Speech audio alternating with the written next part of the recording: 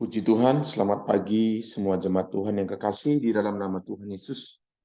Terima kasih untuk Yanti dan Sitri Binjai yang sudah menuntun kita di dalam pujian dan penyembahan pada pagi hari ini.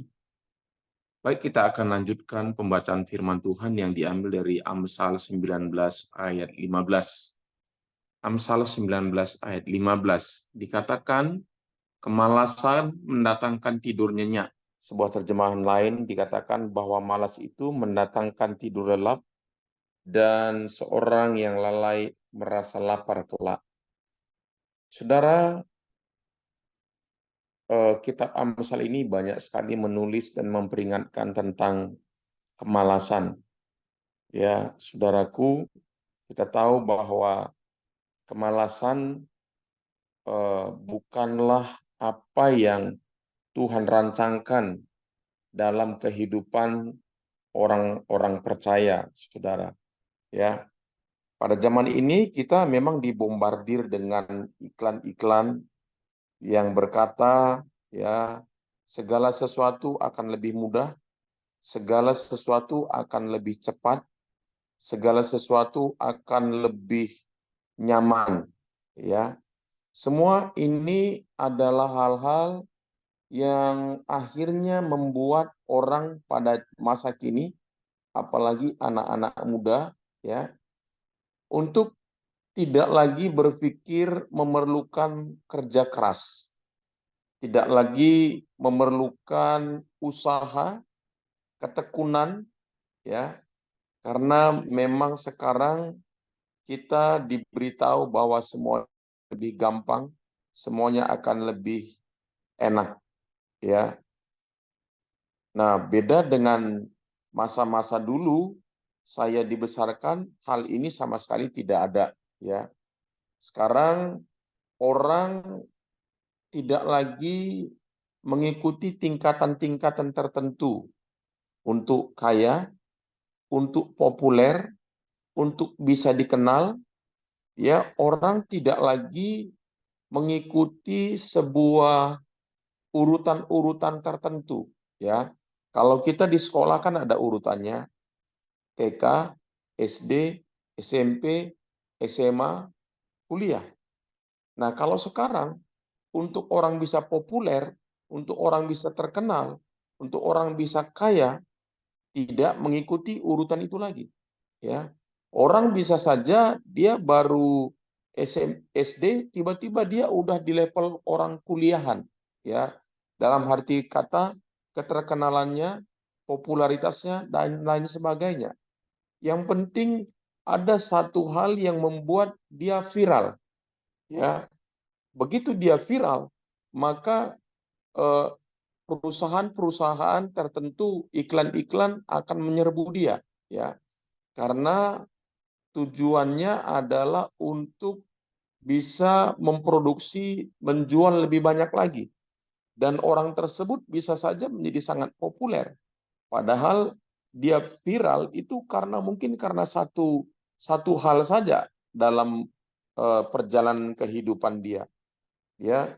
Jadi orang bisa sangat begitu cepat, ya, bisa sukses. Contohnya saja seperti apa sekarang ini, seperti Indonesian Idol. Ya memang itu ada prosesnya, tapi mereka mungkin diproses sebulan 2 bulan saja, ya, dipersiapkan, ya. Beda dengan orang yang mempersiapkan diri bertahun-tahun, ya. Nah, salah satu hal yang menjadi tantangannya adalah orang tersebut belum memiliki cukup karakter, ya, untuk bisa menopang kepopulerannya, tidak punya cukup kemampuan untuk mengelola apa yang sudah dia peroleh dengan cara yang cepat, ya. Nah, jadi saudaraku yang kekasih, itulah yang sedang kita hadapi hari-hari ini, ya, termasuk anak-anak kita, ya. Kamu bisa cepat kaya, bekerja lebih sedikit, bayaran lebih besar, dan kamu akan pensiun lebih dini, ya. Jadi orang mulai berpikir untuk hidup nikmat. Dengan bermalas-malasan, mereka berpikir mereka akan punya rumah besar, ya perjalanan ke luar negeri, pesta, mobil mewah, ya dan lain sebagainya dan lain sebagainya, ya. Nah, sesungguhnya ini adalah tantangan terbesar di masa kini, ya. Eh, saya tidak tahu ya bagaimana ini akan eh, bisa dengan gaya hidup yang seperti ini, apakah dunia ini akan menjadi menjadi lebih baik, khususnya contoh sederhana ya dalam dunia kedokteran. Orang-orang yang kuliah di dunia kedokteran, ya kalau mereka berpikir mereka dengan bermalas-malasan, ya apalagi sekarang bisa diuangin apa segala, nah mereka akan bisa menjadi dokter. Saudara bayangkan bagaimana dokter kalau seandainya itu menjadi budaya, bagaimana seorang dokter ke depan yang harus dengan teliti ya melihat dan mengobati pasien-pasiennya, sementara mereka sendiri dengan cara yang mudah, cara yang gampang untuk menyelesaikan perkuliahan mereka, ya termasuk eh, misalnya saja seorang pilot dari pesawat dan lain sebagainya, ya.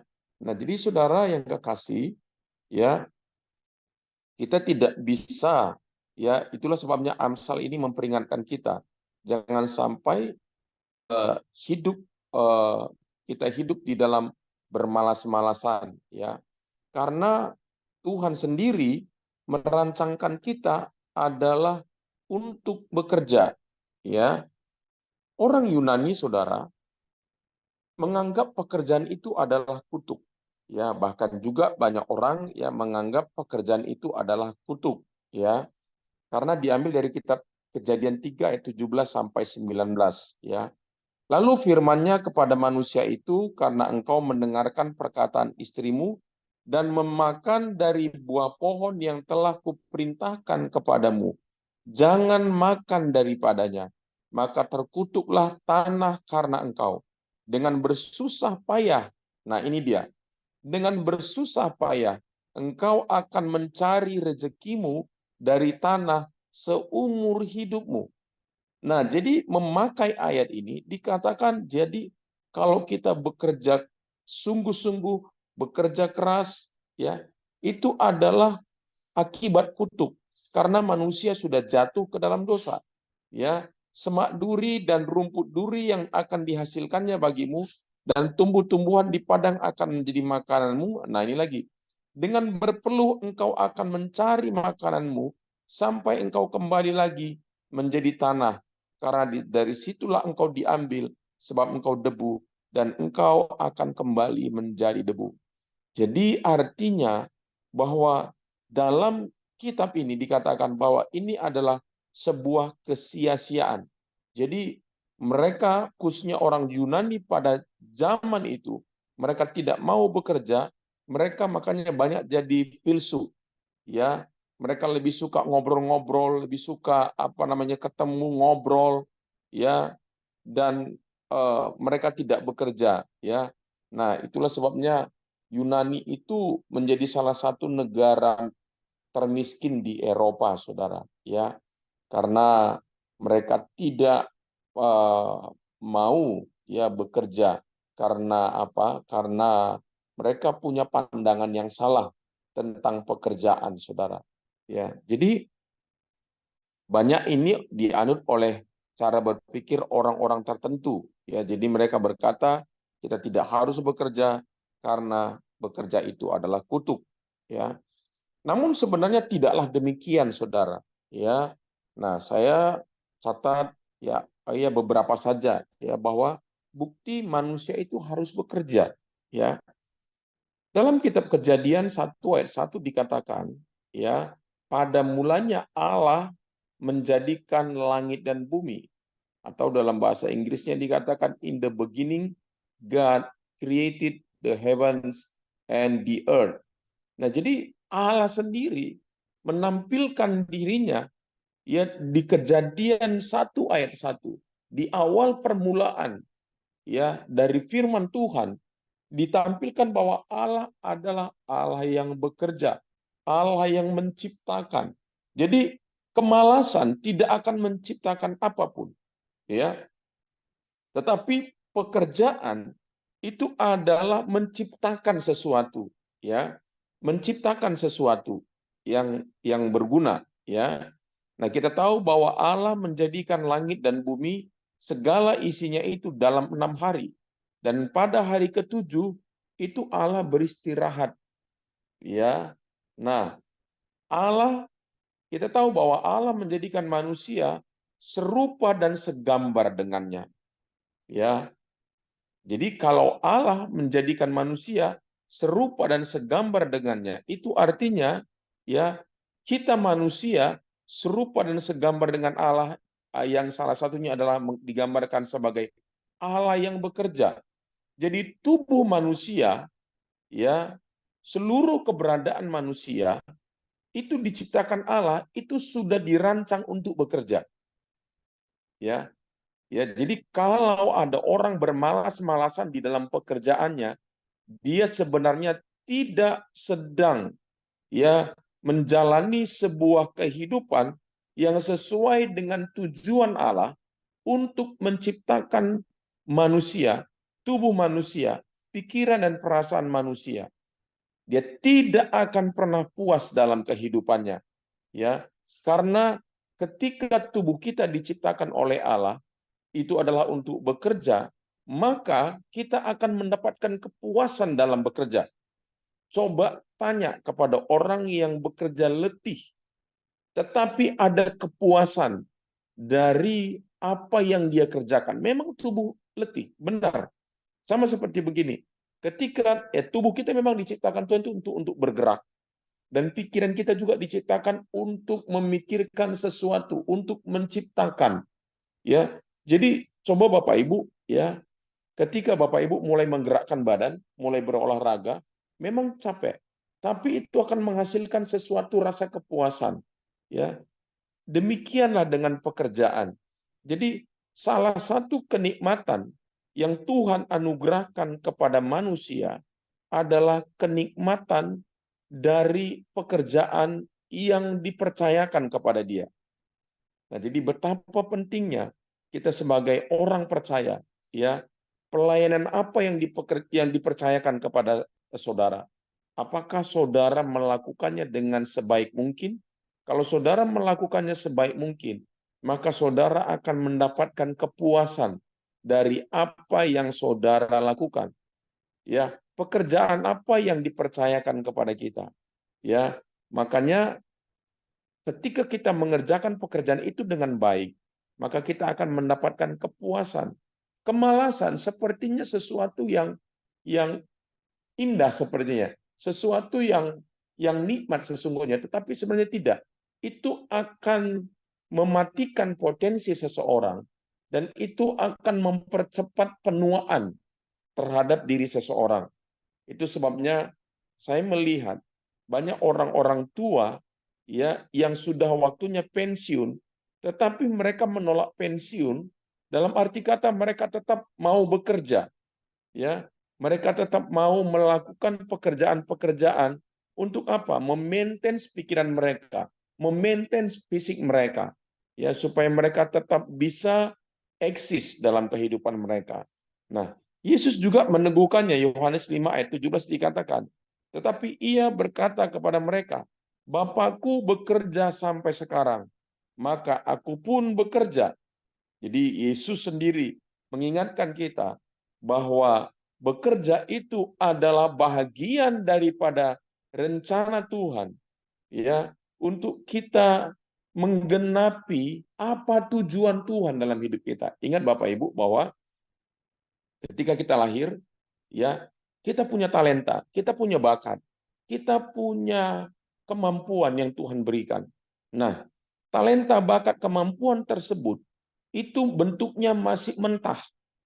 Jadi kalau kita punya kemampuan, bakat, dan talenta, itu tidak kita asah dengan tekun, dengan rajin, maka kita tidak akan pernah mencapai rencana atau tujuan Allah menciptakan kita dalam hidup ini. Jadi bekerja itu bukan hanya untuk kita memperoleh makan. Ya, Paulus berkata, sebab juga waktu kami berada di antara kamu, kami memberi peringatan ini kepada kamu. Jika seorang tidak mau bekerja, janganlah ia makan. Kami katakan ini karena kami dengar bahwa ada orang yang tidak tertib hidupnya dan tidak bekerja, melainkan sibuk dengan hal-hal yang tidak berguna. Ya, jadi ada orang yang tidak tertib hidupnya dan tidak bekerja, melainkan sibuk dengan hal-hal yang tidak berguna. Jadi diperingatkan oleh Paulus bahwa kalau orang tidak bekerja, janganlah ia makan. Jadi sekali lagi ini adalah peringatan Paulus kepada kita. Ya, nah saudara yang kekasih dalam nama Tuhan Yesus, itulah sebabnya sebenarnya ya eh, kerap kali lebih bagus memberikan pancing daripada ikan. Ya, karena ikan akan habis. Tetapi kalau pancing itu akan bisa dikembangkan, dan dikembangkan. Untuk apa? Untuk mendapatkan lebih banyak ikan. Memang pada saat-saat tertentu orang butuh ikan juga, tapi lebih baik ya orang mendapatkan pancing daripada mendapatkan ikan.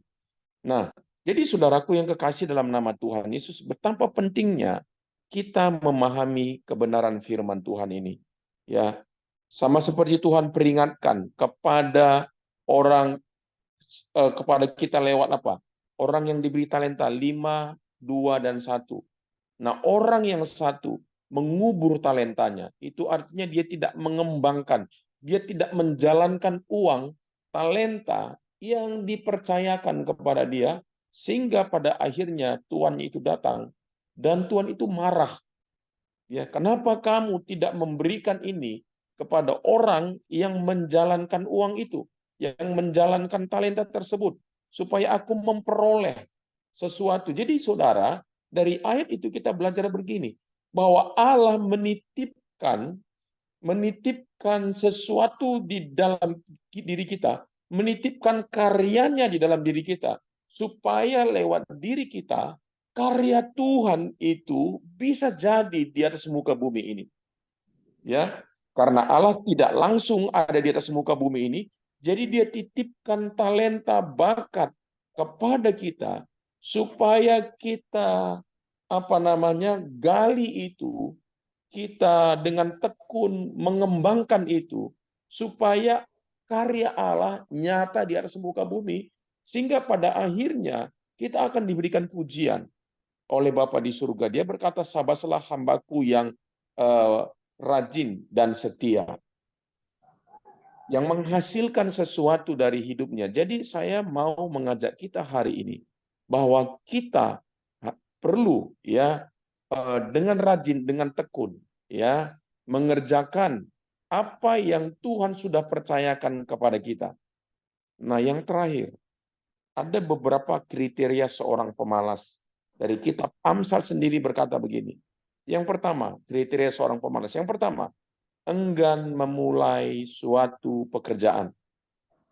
Ya, jadi orang yang malas adalah orang yang enggan memulai suatu pekerjaan. Amsal 22:13 dikatakan, si pemalas berkata, ada singa di luar, aku akan dibunuh di tengah jalan. Jadi begitu banyak alasan untuk memulai pekerjaan. Ya, Amsal 24:33 dikatakan, tidur sebentar lagi, mengantuk sebentar lagi, melipat tangan sebentar lagi, untuk tinggal berbaring. Ya, berkatalah si pemalas, ada singa di jalan, ada singa di lorong. Ini artinya bahwa dia enggan untuk memulai sebuah pekerjaan. Yang kedua, si pemalas juga dikatakan tidak menyelesaikan apa yang sudah dimulainya. Ya, si pemalas, Amsal 19:24 dikatakan, si pemalas mencelup tangannya ke dalam pinggan. Ini udah sebuah pekerjaan, tetapi tidak juga mengembalikannya ke mulut, tidak menuntaskan pekerjaannya. Jadi saudara, si pemalas bukan hanya enggan memulai pekerjaan, tetapi si pemalas sesudah memulai pekerjaannya, tapi tidak menyelesaikannya sampai tuntas. Yang ketiga, Si pemalas katanya menyukai tidur. Hai pemalas, Amsal 6 ayat 5. Hai pemalas, berapa lama lagi engkau berbaring? Bilakah engkau akan bangun dari tidurmu? Yang keempat, pemalas penuh dengan angan-angan. Amsal 13 ayat 4 dikatakan, hati si pemalas penuh keinginan, tapi sia-sia. Kenapa? Karena dia hanya penuh dengan angan-angan, tidak pernah memulai pekerjaan yang dia mau kerjakan. Nah, makanya Amsal berkata, tapi sia-sia. Sedangkan hati orang rajin diberi kelimpahan. Ya, yang kelima, seorang pemalas tidak pernah akan menggenapi rencana Allah dalam hidupnya. Orang Amsal 12 ayat 27 dikatakan, orang malas tidak akan menangkap buruannya, tetapi orang rajin akan memperoleh harta yang berharga. Baik Bapak Ibu yang kekasih dalam nama Yesus, mari kita berdoa. Bapa di surga, terima kasih buat pagi hari ini. Kami bersyukur buat kasih setiamu, kemurahanmu kepada kami. Pagi ini Engkau mengingatkan kami Tuhan tentang kemalasan. Tuhan, kami mau meninggalkan kemalasan dalam hidup kami. Kami mau menjadi orang yang rajin, orang yang bertanggung jawab dengan talenta yang Tuhan berikan kepada kami. Orang yang bertanggung jawab mengasah talenta yang Tuhan sudah berikan kepada kami, sehingga kami boleh menjadi berkat. Terima kasih Bapak Surgawi. Kami bersyukur kepadamu di dalam nama Yesus. Amin.